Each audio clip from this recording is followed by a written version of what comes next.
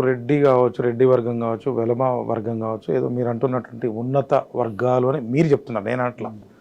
So ఏదైతే ఉందో వాళ్ళు పరిపాలించారు కాబట్టి మేము ఒకసారి పరిపాలిస్తే సరిపోతుందా, లేకపోతే మీ హక్కుల్లో అంటే ఏం జరిగింది అంటే ఒకసారి రాజ్య పాలన కనుక, లేకపోతే ఒక బీసీ ముఖ్యమంత్రి అయి ఉంటేనో, లేకపోతే ఎస్సీఓ ఎస్టీఓ ముఖ్యమంత్రి అయితే సరిపోతుంది అంటే ఏం కోరుకుంటారు మీరు?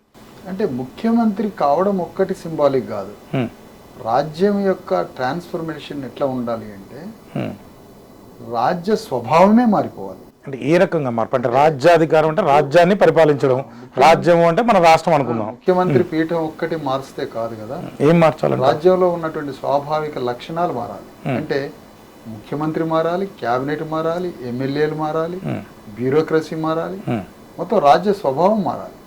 అప్పుడు మారినప్పుడు మాత్రమే నిర్ణయాలు అమలు అవుతాయి. బీసీ ఆయన ఎస్సీ ఆయన సింబాలిక్ గా ముఖ్యమంత్రి అయితే ఆయన ద్వారా వచ్చేది ఏముంటది అంటే నిర్ణయం తీసుకోగలగాలి, నిర్ణయం తీసుకోవడానికి ఒక ఆలోచన ఉండాలి, తీసుకున్న నిర్ణయం అమలు జరగాలి. అంటే 20-30 లక్షల ఎకరాల భూమిని పంచడం, మొత్తం ప్రజలకు సంబంధించిన ఆర్థిక స్థితిలో మార్పులు రావడం, తెలంగాణను ఏలుతున్నటువంటి పెద్ద క్యాపిటలిస్టుల చేతిలో ఉన్నటువంటి సంపదని రిలీజ్ చేయడం, భూమిని రిలీజ్ చేయడం, ఆధిపత్యంగా మొత్తం ఉన్నటువంటి వనరులను ఎవరి చేతిలో అయితే వనరులు ఉన్నాయో ఆ వనరులను రిలీజ్ చేయడం,